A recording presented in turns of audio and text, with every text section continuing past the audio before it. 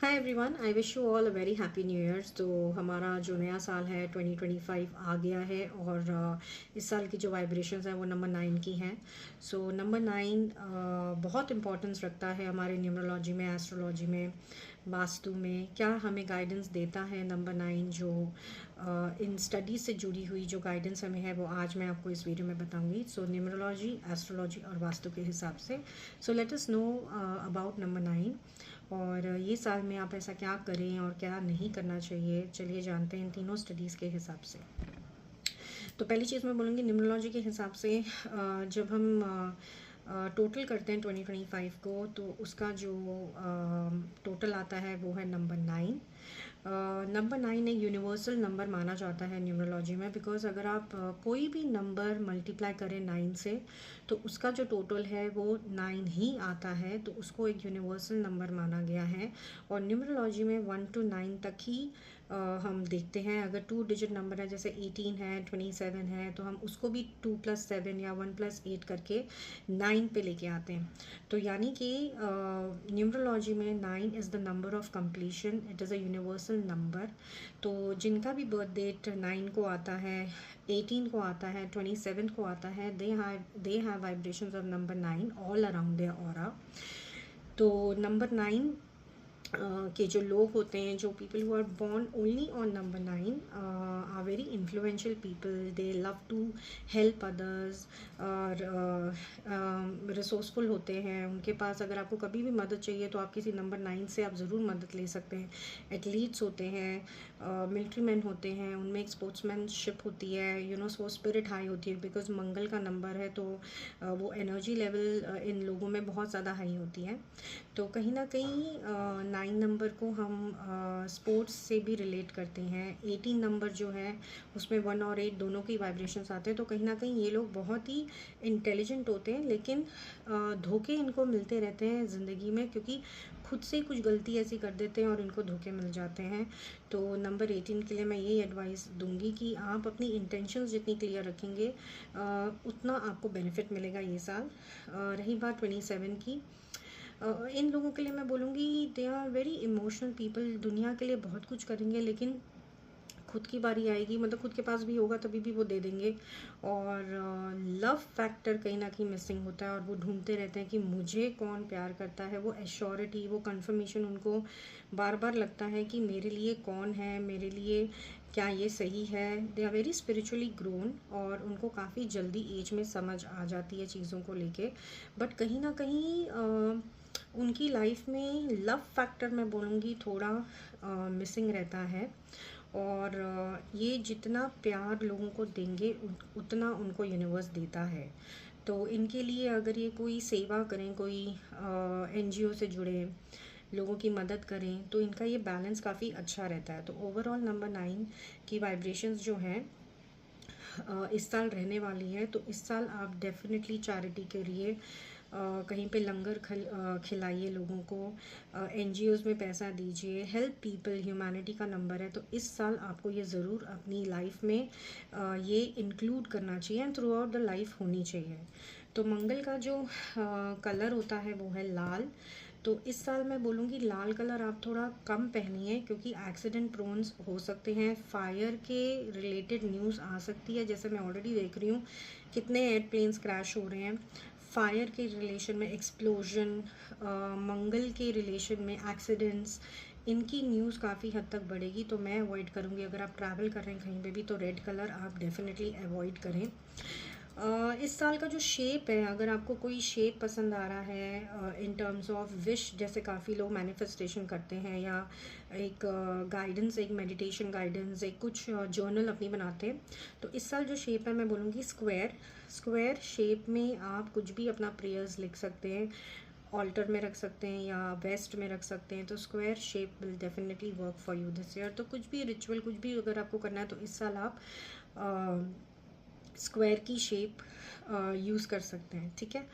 तो ये होगी न्यूमरोलॉजी गाइडेंस। अब मैं एस्ट्रोलॉजी के हिसाब से बताती हूँ। एस्ट्रोलॉजी में मंगल जो है काफ़ी हद तक लोगों को मांगलिक बनाता है, और रीज़न यही होता है कि मांगलिक से शादी करी जाती है, बिकॉज मांगलिक अगर कोई है तो उसमें पावर मार्स की बहुत ज़्यादा है, तो एग्रेशन बहुत ज़्यादा दे देता है, क्योंकि सेनापति उसको माना जाता है, तो जैसे वो लड़ने के लिए हमेशा तैयार रहता है।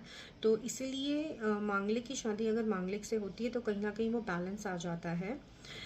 सेकेंडली उसको जो रूल करते हैं गॉड, वो है हनुमान जी। तो एस्ट्रोलॉजी में मैं आपको बोलूँगी, आप हनुमान जी के टेंपल एवरी ट्यूसडे आप जाइए और उनको प्रणाम करिए, उनसे गलतियों की माफ़ी मांगिए। अगर आपको ज़मीन रिलेटेड, हमारी ज़मीन जो लैंड के बेसिस में जो डील्स होती हैं वो भी हमारे मंगल के रिलेशन में होती है, तो अगर कोई लैंड की प्रॉपर्टी की प्रॉब्लम है तो आप डेफिनेटली हनुमान जी के 43 डेज़ आप जाइए हनुमान जी के यहाँ पे। हनुमान जी को चोला भी चढ़ा सकते हैं आप, ये आप रेमेडी कर सकते हैं। एक्सीडेंट प्रोन्स हो सकते हैं इस साल, तो एक्सीडेंट बचने के लिए मैं बोलूँगी, बचना नहीं बल्कि थोड़ा टल जाता है चीज़ें, तो वो टालने के लिए आपको हॉस्पिटल के चक्कर ज़रूर मारने चाहिए। आप बस जाइए, अपना डोनेट कर सकते हैं ब्लड एवरी 3 मंथ्स, तो आप इस साल ज़रूर अपना ब्लड डोनेट करें। बट अगर हेल्थ इश्यूज़ हैं और जिसकी वजह से आप डोनेट नहीं कर सकते, so you should definitely visit hospitals, एक ब्लड टेस्ट करा लो, उधर बैठ के चाय कॉफ़ी पी के आ जाओ, थोड़े पैसे दे के आ जाओ। तो उससे क्या होगा ना, आपका थोड़ा जो मंगल अगर कुछ प्रॉब्लम देने वाला होगा वो काफ़ी हद तक टल जाएगा या कम हो जाएगा उसका जो चीज़ें हैं। एंड ह्यूमैनिटी, इंसानियत इस साल आपको ज़रूर रखनी चाहिए। जो हमारे हेल्पर्स होते हैं उनके साथ, मतलब कुछ गलत शब्द आपको नहीं बोलने चाहिए। अपनी ज़बान पे आपको हमेशा कंट्रोल रखना चाहिए, क्योंकि मंगल जो है आपको बहुत ज़बान, अगर आप बुरा मंगल है आपके चार्ट में तो आप बहुत ज़्यादा एग्रेसिव कुछ ऐसा बोल देंगे या गाली दे देंगे, कुछ ऐसी चीज़ बोल देंगे जिससे बहुत ज़्यादा ख़राब हो सकता है। मंगल को ठीक रखने के लिए अपने ब्रदर के साथ रिलेशनशिप आप हमेशा अच्छी रखिए, तो आपको शुभ कामों में कभी भी डिले नहीं आएगा।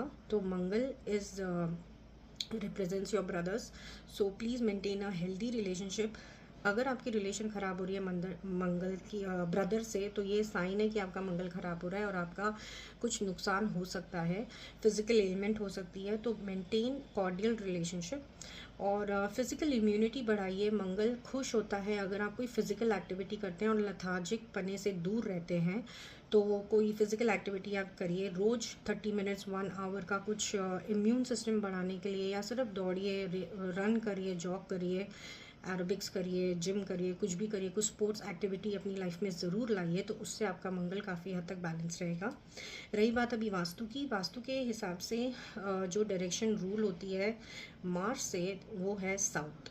तो साउथ की डायरेक्शन में जो है फायर एलिमेंट, हम इसको वास्तु में मानते हैं, तो फायर एलिमेंट को में आप मेक श्योर करें कि आपके साउथ में कोई वाटर एलिमेंट नहीं हो, या हरा एलिमेंट नहीं हो, और ब्लैक एलिमेंट नहीं हो। अ black colour, green and blue colour, या ऐसी कोई पेंटिंग जो वाटर से रिलेटेड है या ब्लूइश कलर की है, ग्रीन कलर की है, सीनरी है, ये सब प्लांट्स हैं, ये सब आपके साउथ के डायरेक्शन में नहीं होना चाहिए वास्तु के हिसाब से, because it is a zone of fire. तो वहाँ पे अगर आप कोई रेड चीज़ लगाना चाहते हैं, हनुमान जी की मूर्ति रखना चाहते हैं, हनुमान जी की फ़ोटो रखना चाहते हैं, वो रख सकते हैं। बहुत लोग कहीं बहुत सारी प्रॉब्लम्स में डूबे होते हैं, तो उनके लिए मैं एक सजेशन दूंगी कि हनुमान जी की ना वो पहाड़ उठा के एक फ़ोटो होती है जो फ्लाई कर रहे होते हैं।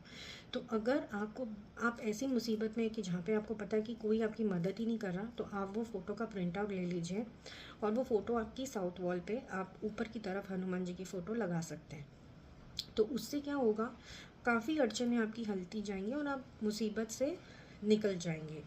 तो साउथ में एक्चुअली कोई डस्टबिन नहीं होना चाहिए, because that is related to your name and fame, that direction according to vastu. तो अगर आप कोई डस्टबिन रखते हैं तो कहीं ना कहीं वो वेस्ट में जा रहा है, आपका एफर्ट्स, नेम फेम में प्रॉब्लम होती है। तो अगर कोई पोजीशन अगर नहीं है घर में, तो आप रेड कलर का डस्टबिन रख सकते हैं, but still I would not recommend कि आप कोई डस्टबिन रखें। वहाँ पे आप अपनी ट्रॉफीज़ रखिए, अपना नाम लगा दीजिए साउथ में नेम फेम के लिए, जिससे आपका नेम फेम हो। ऐसे लोगों के साथ पिक्चर्स कोलाज बना दीजिए कि ट्रॉफ़ी मिल रही है आपको, बड़े बड़े लोगों के साथ जो आप इमेजिन करते हैं वो आप वहाँ लगा सकते हैं कोलाज बना के, ठीक है। So that will help you out to reduce the bad effects of Mars. तो डेफिनेटली वास्तु के हिसाब से मैं बोलूँगी कि blue, green and black colour नहीं होना चाहिए। That will really hamper your success, your growth, your name and fame. ठीक है, so I really hope this video is of benefit of you, और इसमें से टिप्स आप ले सकते हैं और इम्प्लीमेंट कर सकते हैं एंड देख सकते हैं कि आपको कितनी प्रोग्रेस की तरफ ये छोटी छोटी रेमेडीज़ लेके जाती हैं। एंड कर्म करना मत भूलिए, बिकॉज कर्म से बढ़कर कुछ नहीं है। तो अगर आप कुछ नहीं कर रहे और सिर्फ रेमेडी कर रहे हैं तो उसका कोई फ़ायदा नहीं है। आप you have to be focused, you have to do your karma, so that ये जो साइंस है हमारी हमें हेल्प करे साथ में, और हमारे एफर्ट्स भी आगे बाहर आए। Alright, I wish you all a very good luck and a very happy new year. और आपके लिए नंबर 9 बहुत ज़्यादा पावरफुल हो, बहुत ज़्यादा इन्फ्लुएंशियल हो, और आपको इतना पॉपुलर बनाए कि आप खुद हैरान हो जाइए। ठीक है, thank you so much, goodbye everybody, bye.